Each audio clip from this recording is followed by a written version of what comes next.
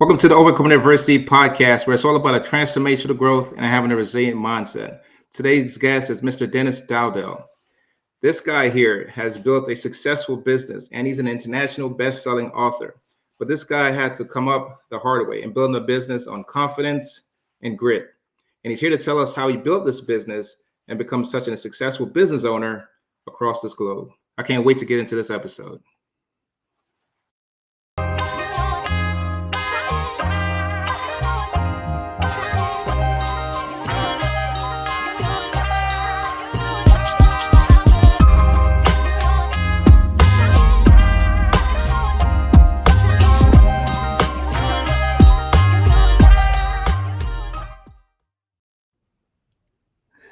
Hey, Dennis, how you doing, man? Welcome to the show.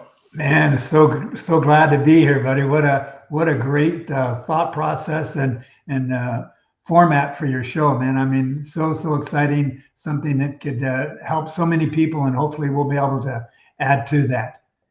Absolutely. Thank you so much, man. It's a pleasure to have you here. After reading about you and learning more about you, just even backstage and what I've read about what you've done in business, man, and just creating a book and creating a platform to help so many people across the globe. I think it's absolutely amazing. What I want to start off with, man, if you can tell us, for someone to build a business and impact in over 250,000 people's lives and things like that, where did that spark come from? Was it from childhood? Was it a mentor or something like that? Where did that success start from for you? Well, it actually just kind of evolved, over the process. When I graduated from college, I wasn't really sure what I wanted to do, but one thing I was certain of, I didn't want to go from job to job to job. I didn't want to have just a job. I wanted to be able to develop a career. And I thought I would work for somebody. I never thought I would be working for myself. And so that's why I got a job driving a school bus, which was a great job. There was just no future in it. But I was coming up on my 30th birthday, and I said, I better get on with this thing, or I'm going to be done before I get started. Mm-hmm. And so I actually spent 7 months out there looking for a career. And I wanted to be involved with something that I could be with for the rest of my life. I wanted to be involved with something. And I had two major things that I looked for. One is I wanted to be able to make a difference for people. And two, I wanted to be able to travel. Driving a school bus, I went around town. I wanted to go around the world, And you didn't want to travel around town, huh? And I just kept looking, and I stumbled across this little startup company that was basically looking for independent contractors. And, there it was, so all of a sudden I had the desire, I had the dream, and now I had a vehicle that could help me get there. But I was starting at ground zero. Actually, I might have been a little below ground when I got started. So if you can, man, a lot of people that's in the space, they have one foot in and one foot out when it comes to entrepreneurship and believing in themselves and want to see a difference and want to be a change maker and things like that. As we get ready to go down and unfold and unpack your story, what are some things that you could say to maybe a listener that's listening right now that's saying that, I'm in this 9-to-5 job. It's not satisfying. It's not gratifying at the moment. But I know that my calling and my purpose is so much greater. You saw that. Can you talk a little bit more about that, of like what gave you that conviction to say, I'm going to do this right now and bet on myself? Well, I think initially when I first got started with the company and I started to see the different results that I was in the nutrition industry. And so seeing the difference that just good health practices would help, proper diet, proper exercise. And our thinking is that it's 80% nutrition, 20% exercise. And contrary to most popular belief, it doesn't take that much, especially on the exercise part, because a lot of people slack there. I mean, 10, 15 minutes a day, you'd be amazed what it would do. But I started seeing the results, and I started seeing the difference, that it made for people. So then especially for myself and my family. I mean, I lost 23 pounds, a couple inches from my waist. I've kept it off forever. I just started my 74th year. I have zero medication, zero health issues, zero, zero, zero. And I never have. I've been sick 4 times in the last 45 years. And so, I've traveled the world and all this kind of stuff. So I realize this is an opportunity to really make a difference, not just for people's physical self, but the whole process that I developed in this growth and the development of the business was developing people, and that was really the secret. That was the key, because if I could build the people, then the people could build the business. And so it's been just absolutely amazing. And it's just that one step at a time. And fortunately, I had a mentor, and that made all the difference.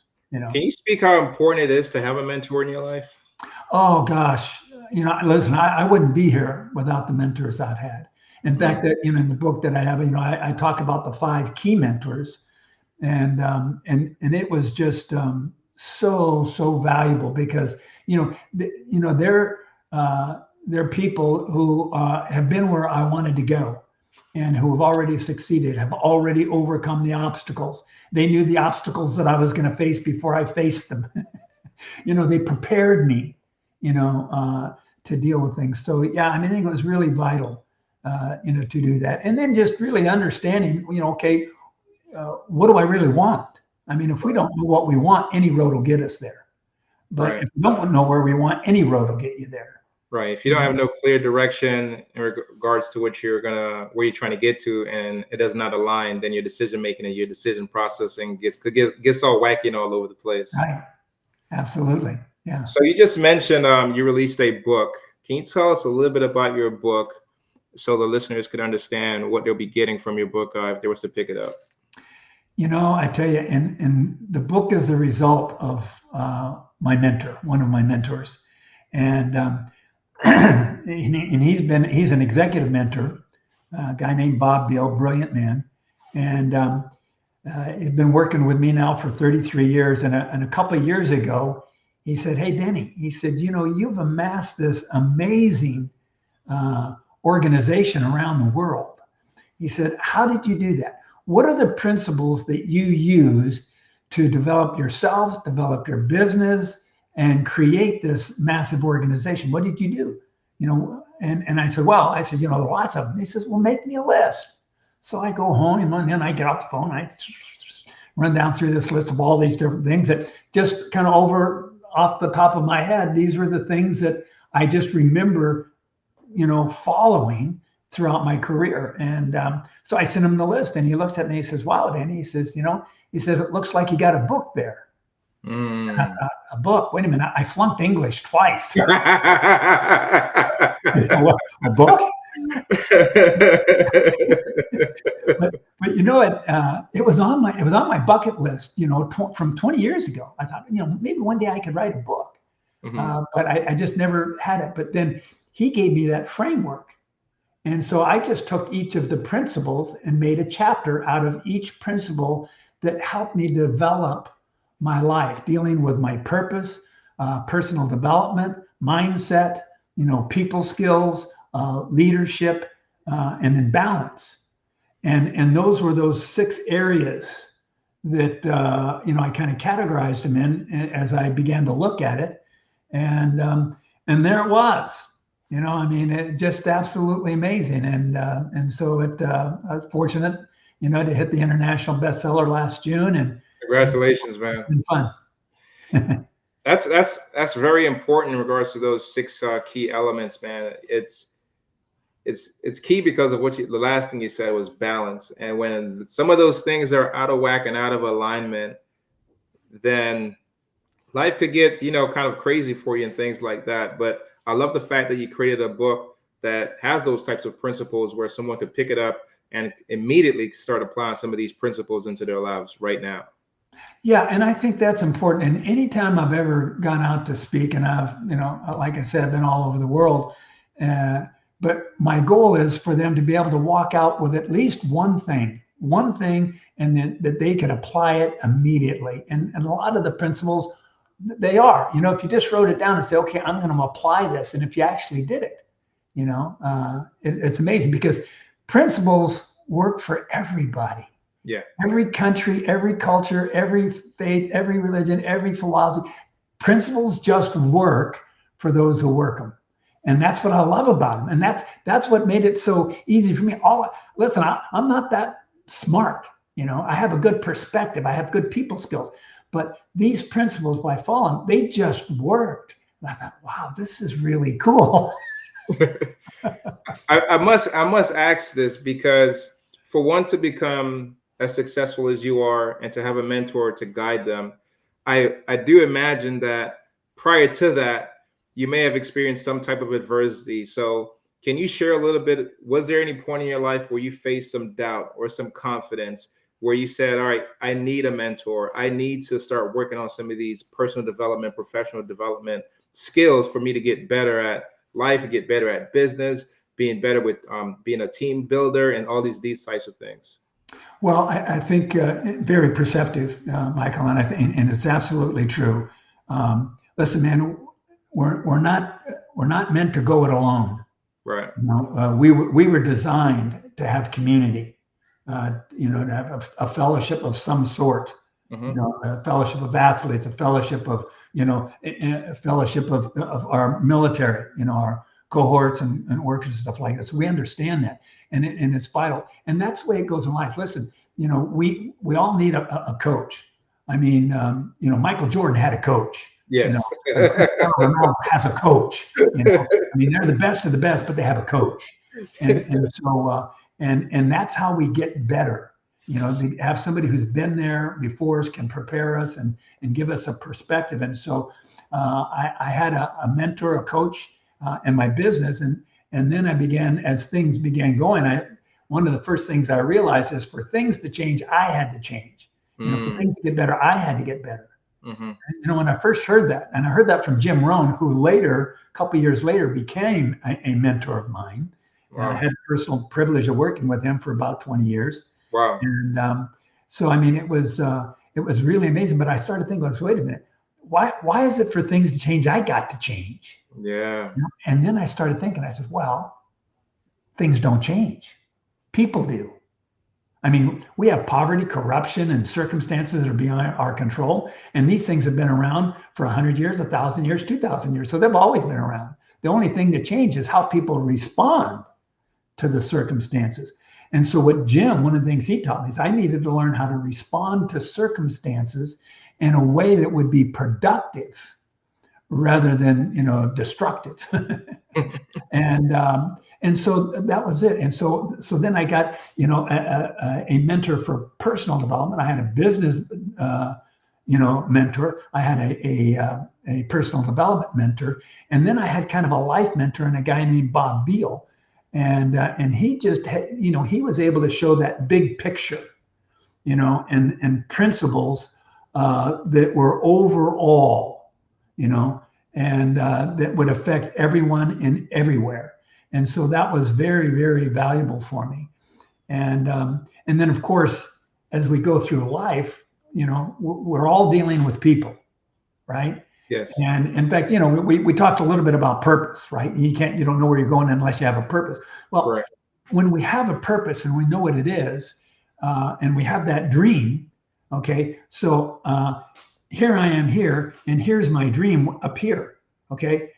So there it is, and I've got it, but I still have to go through the process to get there. I mean, you just don't jump there. You have to, you have to go through the journey. And that's where, when you're dealing with a process, so you've got, okay, what process am I going to follow? And every process deals with problems. And so that's the key. I think that's really what personal development is, Michael. I think personal development. There's growth in there, man. If you don't go through that, you don't grow. There's growth in there. Oh yeah, absolutely. And personal development is really just learning to overcome the obstacles in life. Right. And every time we overcome an obstacle, we become more valuable.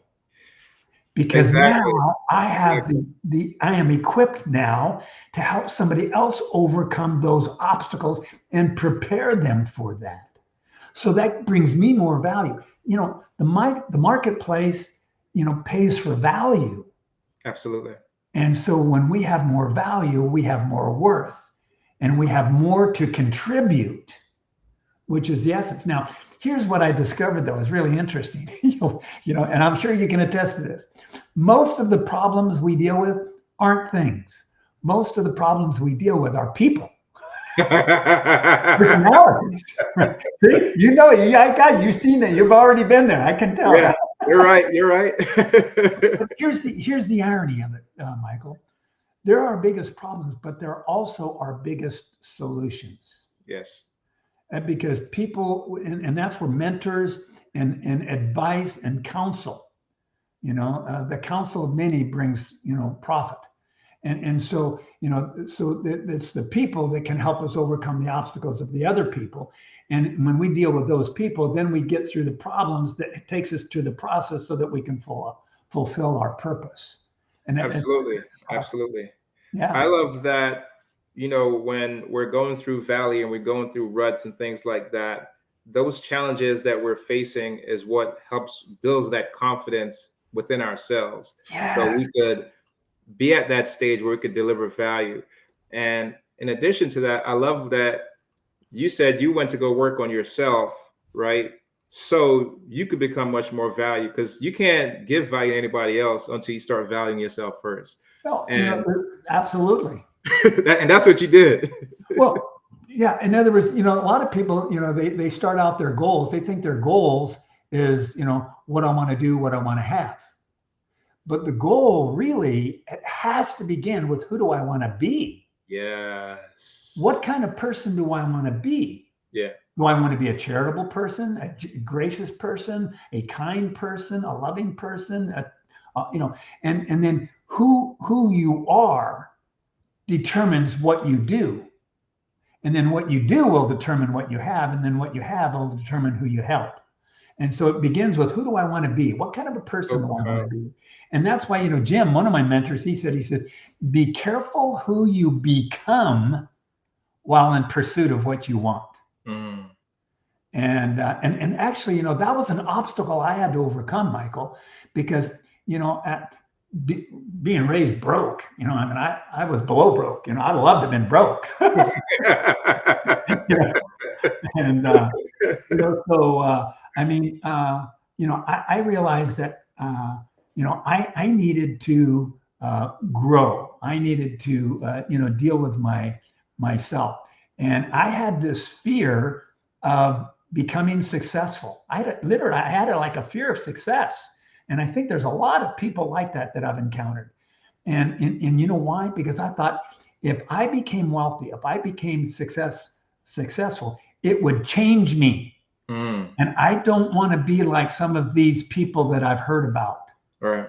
And then one of my mentors, they said, Denny, he said, listen, he said, success and wealth will not change you. It will only make you more of who you already are. Mm. It will put a magnifying glass on you.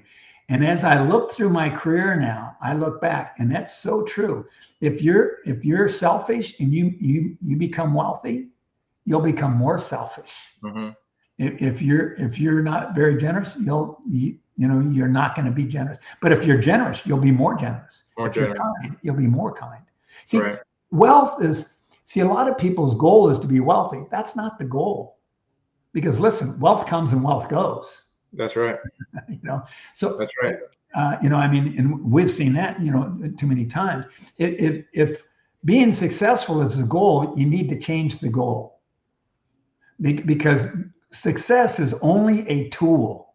It's a tool that gives us a greater audience, gives us greater credibility for the real goal, and that's to be able to make a difference for people.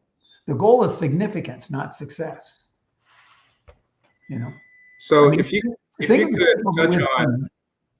could touch on this for me a little bit, because as a business owner, you're in a different space, and speaking to what you're saying when it comes to success, can you talk to some of our business owners or leaders that's listening to this podcast here? How important is leadership when you get to that particular level of success in your business or in life? And when it comes to dealing with your subordinates, your team members, your employees, you name it, what does leadership look like for you at that particular level? Well, I think what real leadership is it's a process of developing the maximum potential in all of your team to get them to become the best in each category that they're dealing with. And I think that's the key thing. Listen, success isn't what I do. Success is what others do as a result of what I do. It's what they become. That's my star. That's my crown. I mean, the great apostle Paul. Listen, he's famous. He wrote 17 books in the Bible, so he had to have numbers right? But even Paul said when he was talking to the people in Thessalonica, he said, "Gang," he said, "you are my joy. You are my crown." And when I look at my team and the massive number of successful people, I look and I say, man, I said, the success isn't what I did. The success is what all of them did. They're my joy. They're my crown. I look and I said, it's like children. I mean, like you look at your children and you look at engineering school, med school. I mean, come on, that's your joy. Absolutely, man. Listen, nothing surpasses that. And so I think that's what we have to do as a leader. We need to make leaders of our leaders, and that's maximizing their potential. That's the key. I recall when I was serving in the military, one of the biggest leadership principles that I've learned when you have troops and people looking up to you is empower them. Yeah. And empowering them takes you and the success of whatever journey, whatever mission that you're on to a whole new level. When there's continuity with your entire team, things are on a different level, man. Oh, absolutely. Michael, here's a principle that I learned that's so valuable in empowering people. Because, and listen, we've all seen it, right? We know, hey, you should do this. You should write this book. Hey, you should go over here. Hey, you should take this class. Hey, you should read this book. Hey, you should this, you should that. I learned a long time ago, replace all shoulds with could. See, you say, well, you could write a book. Hey, you could take the class. Hey, you could succeed here. Hey, you could make this happen. That's that cognitive thinking, man. This a mindset shift. Yeah, because when you say you should, that evokes the question, yeah, why should I? Yeah, who are you to tell me what I should do?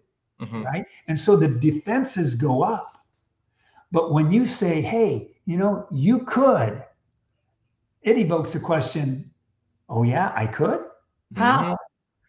So now it opens the door instead of closes the door. Yes. And what it says is, I believe in you. I see potential in you. You see, one says, I'm an authority over you. The other says, I see potential. So it's a whole different thing. That simple principle, and this is one people can take home starting right now. Replace all shoulds with coulds. Listen, nobody likes to be should on.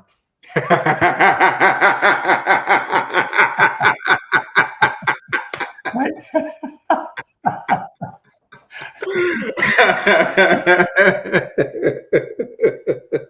That's a good one. I like that one. So, Dennis, man, let's talk a little bit more about some business stuff. So, if you can share with our audience the type of business that you've built, and then if you could talk a little bit about building out a team and what does that look like and what stresses came with building out a team and expanding, because I know you're in different countries and things like that. So that's not an easy task to do and get accomplished. Yeah. So if you could talk a little bit about what you're doing in your business, how did you expand, and the type of team members you had to put in place to help you expand that business. Yeah, well, I mean, basically, like I said, I was in the health industry. And so basically, our idea was to get people results on the product and then teach other people how to get results on the product. And that was the key. So my job was to equip people.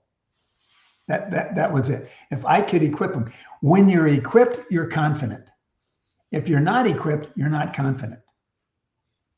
And so, I want to equip them, and I want to equip people, to be able to do what I have done.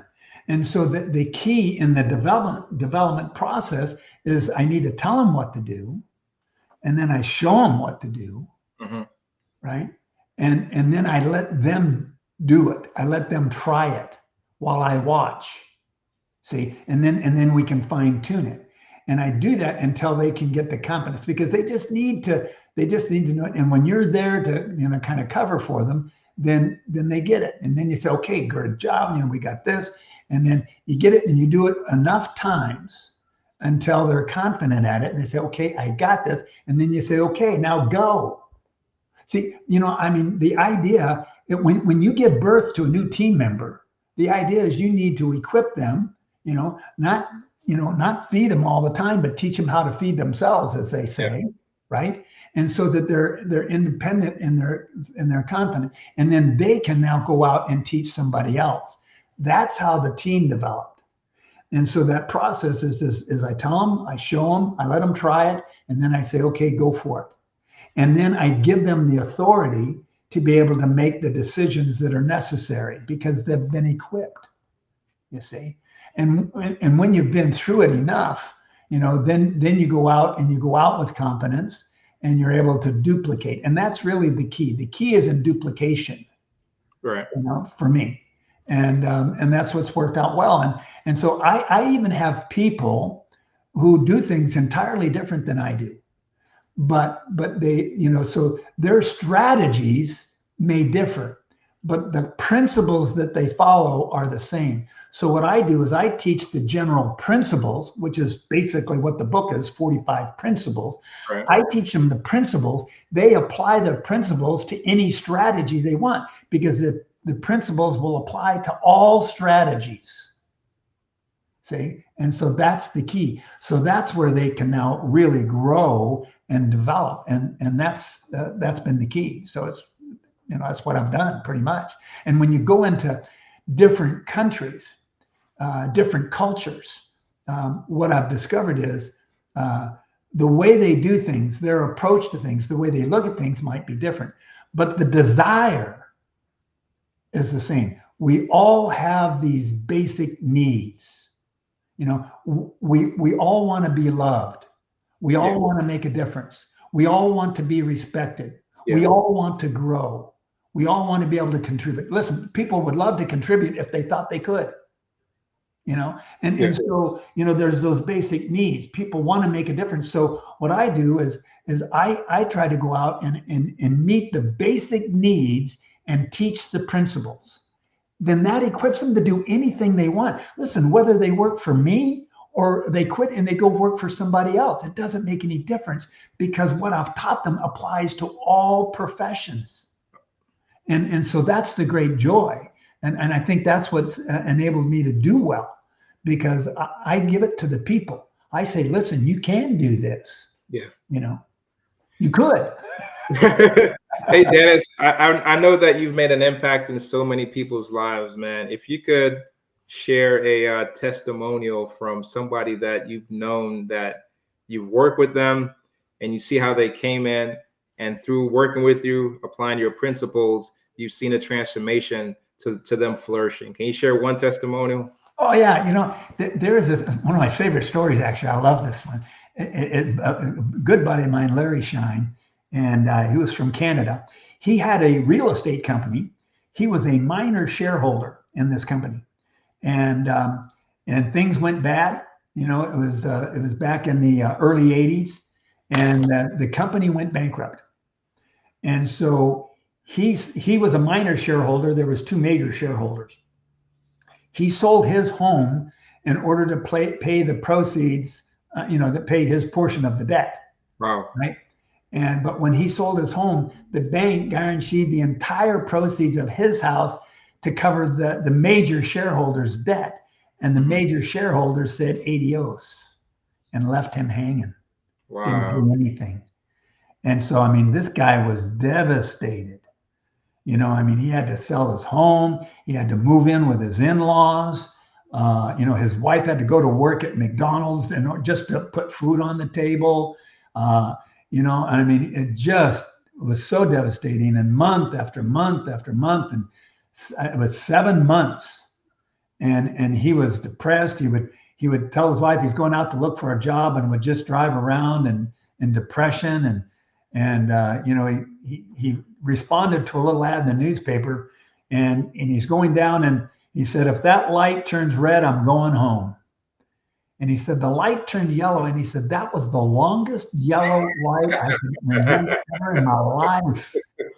And he goes to this presentation, and by the way, it was the worst presentation this lady had ever given. I mean, you know, they had slide projectors back then. The bulb burnt out 3 times. They put the slides in, they were upside down and backwards, you know, and they went through this whole thing. But at the end, this lady was a dental hygienist who had her life transformed, right? Mm-hmm. But she said, last month I made just over $2,000. And this business guy, he says, wait a second, 2,000. If that gal can make 2,000. Well, this kind of a deal. He said, listen, he said, I could get out of debt in 5 to 7 years if I got involved. Right? And so this guy, he says, okay, he says, I'm in. And what was so amazing is he wrote a bad check to get his little starting pack, to get himself set up, right? And then in order to get products and stuff like that, he sold the television set, his bicycle, and the refrigerator in order to be able to just, get products that he needed. And yet he turned it around. He started following these principles. He said, listen, I'm going to do it. I'm in. I'm all in. 3 months later, the guy made $75,000 profit. Wow. And turned his life completely around. And here's what's interesting. And this is one of these principles that I think is so valuable. Everything happens for me, not to me. That's a mindset. We got to get a mindset. Everything happens for me, not to me. Okay. And this guy looks back at the time. Now, that doesn't mean at the time it's joyful. All circumstances, all hard circumstances seem not to be joyful, but sorrowful and painful, yet afterwards yields the peaceful fruit of profits, right? It's the afterwards. And so several years later, he said, I thought it was the worst time of my life. I look back now, that was the best thing that could ever have happened to me. I never in a million years would have looked at that business opportunity had I not been through what I'd been through. That was the best thing that ever happened to me. That happened for me, not to me. And I said, you're right. You're absolutely right. That's exactly what we just spoke about when going through the journey and just going through that valley, man. Like he was in the midst of that, he still was going through it. You know what I mean? He didn't quit or didn't give up, even though he made the comment about the stoplight. He kept going through it and pushing through. Yeah. I want to ask you, man. Go ahead. Just one thought, because I think this is important for people who are going through stuff. Mm-hmm. And because listen, when we go through things, it's inevitable. It's not if we're going to have problems, we're going to have problems. Absolutely. And they come in different degrees. Some small, some big, some short, some long, right? And and so that's what it is. And the thing is they're not unpredictable. We don't know when they're coming. We don't say, okay, God, I'm going to schedule all my problems for Thursday afternoon. No, it doesn't work. They just pop up, And but the thing is that they're beneficial, and so and we need to realize that. But when in 5 years into my business, I mean, I was skyrocketing. I was exploding my business. I mean, it was growing like 10, 12, 15% per month for almost a year. Mm-hmm. And then we ran into a glitch. It wasn't a glitch. It was an atomic bomb. Okay. My income dropped 86% in 2 months. Wow. Okay. I signed the mortgage on my home, my first home, on March 1st. The bomb hit March 8th. Mm. My income dropped. I couldn't afford just the maintenance, much less the mortgage. What did you guys do? So here's what's interesting. See, but all of that was out of my control. See, there's bad press, all this stuff. And I had to ask myself, okay, anytime we encounter difficulties, we have to ask ourselves, when we encounter difficulties, we see all the circumstances, we see everything that's changed, we see everything that's different. what we need to do is we need to say, okay, what hasn't changed? What's the same? And I started thinking, well, listen, the product hasn't changed. The plan hasn't changed. The vision hasn't changed. The dream hasn't changed. My purpose hasn't changed. And I haven't changed. So that's what I got to go with. And so I just need to go out and work harder and work smarter, because everything is in place except the circumstances. I have no control over the circumstances, but I have 100% control how I respond to those circumstances. That's right. And that's where I'm going to drive, that's what made the difference. That's what got me through, And so it's very, very important for us to be able to think of what I do have, not what I don't have. Think of what hasn't changed, not what has changed. Can you talk about how important it is with consistency and sustainability? Because that's something that, from listening to you and listening to your story, you became very consistent, applying your principles, the day-to-day rigors of everything that you're doing. You became very consistent with doing that. In regards to, you could have easily given up on a lot of things, but you became very consistent. Can you speak towards being consistent and disciplined? Yeah, well, I mean, being disciplined is just learning to say no. Saying no to the things that distract you, and yes to the things that attract you and drive you. And so, yeah, but I mean, that's it. I mean, listen, I mean, if you want to go to the gym and become a bodybuilder, you don't go to the gym once a week. I mean, it's a process. You've got to change our perspective, because if we're going to change, I mean, basically, motivation. I mean, it's basically motivated by pain, right? Or poverty. One or the other, right? But those are temporary. If you have a toothache, and you're motivated to go to the dentist, but if the toothache goes away, what happens to your motivation to go to the dentist? Yeah. But so what we need to have a perspective. We need to have that big picture perspective as to why I do this. If I want to get healthy, I can't just go down and have a good healthy meal and then spend the rest of the week eating fast foods. There's a consistency to it. And so that's what it is. It's just day in, day out. And that comes from having a perspective. Why is this going to be beneficial to me? And when I understand the why, the how gets easy. Yeah, absolutely. So as we get ready to wrap up, Dennis, many of our listeners that are listening heard your story, coming from the guy that was a bus driver and decided to make a change in his life. Can you just share some life lessons, some wisdom, some key takeaways that they could implement into their lives today, man? Yeah, thanks, buddy. I tell you something, Michael, I'm glad you asked that, because, so many of us in our lives, we get stuck. We're in this rut. And what happens is we end up becoming a prisoner of the past. The shoulda, coulda, woulda, didn't. Yeah. But the thing is you can't change the past. But you can start today and change the future. And it starts today. It starts when you make that decision. A lot of us are like elephants. By the way, elephants are one of the most human-like mammals that exist on planet Earth. But and we've all heard, they got a memory like an elephant. It's true. Right. It's true. But think about this. Have you ever thought, you've been to a circus or someplace and you see this, this 5-ton elephant, and it's chained to a little stake in the ground, and you think that elephant could just walk away. Rip it away. How does that thing hold him? Let me tell you how it holds him. When the elephant is a baby, they tie him to that stake, and that elephant wants to get away, and it pulls and it pulls and it pulls and it pulls 100 and 1,000 times, and it realizes, I can't get away. And you know something? It has a memory like an elephant, and it never forgets that it can't get away. So it stops trying. And so when it gets older, there's the stake. I can't get away. Doesn't even try.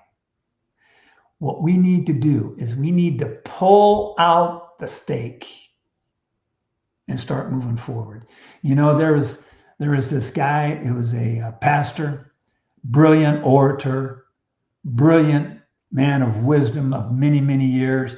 He's got his granddaughter in his office, coloring on the floor there next to him, and her crayon breaks, and she just starts crying and crying, and she's so upset. And he gets down. He's, "Oh, darling, listen, look at, now you have someone you can share this piece, the other half with your girlfriend here." And say, "Oh, no, no." I mean, all his words of wisdom didn't do a thing, And then all of a sudden he said, "Whoa, whoa, whoa." He said, "Hey, darling, look it." And he picks up the crayon. He said, "Look it. Broken crayons still color." And, all of us have been through different things. And all of us have been broken in different ways. Been abused, been bad circumstances, all kinds of things. But we need to realize we can pull out those stakes and just know that broken crayons still color. Whatever someone has been through, whatever they've had to deal with, there's value in that, because they now have a contribution to other people who have been through the same things. Think of all the a lot of major charities that have been developed. Mothers Against Drunk Drivers, how'd that start? From a mother who lost their driver. Yep. Prison Fellowship, how'd that start? By someone who was thrown in prison. Yep. So we need, pull out those stakes. Listen, the potential that we have is unbelievable. Pull out those stakes and know that regardless of what you've been through, broken crayons still color. Dennis, thank you, man, for sharing your wisdom, brother. I truly appreciate it. This was an absolute gem for me, man. You came, you brought it. I really appreciate it, man. Thank you so much, man. Thank you, buddy. Thanks for having me. Absolutely. So if anybody wanted to get a hold of you, work with you, book you on their podcast or for a speaking event or something of that magnitude, how can you get a hold of you, Dennis? Really the best way is to go to my website, maximizeyou.com. And you can see some of the different little clips and stuff that I have there, a little blog that's on there. And, and there's means to be able to reach out and connect with me, whether it's, for coaching or speaking, keynote, whatever the need is. Absolutely, man. Thank you so much, Dennis, for being here. As we get ready to wrap up and close out, I think personal development and just coaching and mentorship is absolutely essential. And for you to offer that type of service, I hope that our listeners that are listening to the show will actually take you up on that and visit your website. Thank you. Been a great joy. Thanks for having me. Absolutely.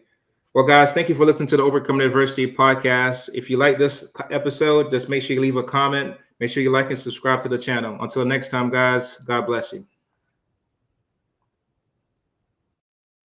Can't complain at all. Couple dollars in my pocket, no income and go. Been working on my body, getting healthier. Thank God for clarity.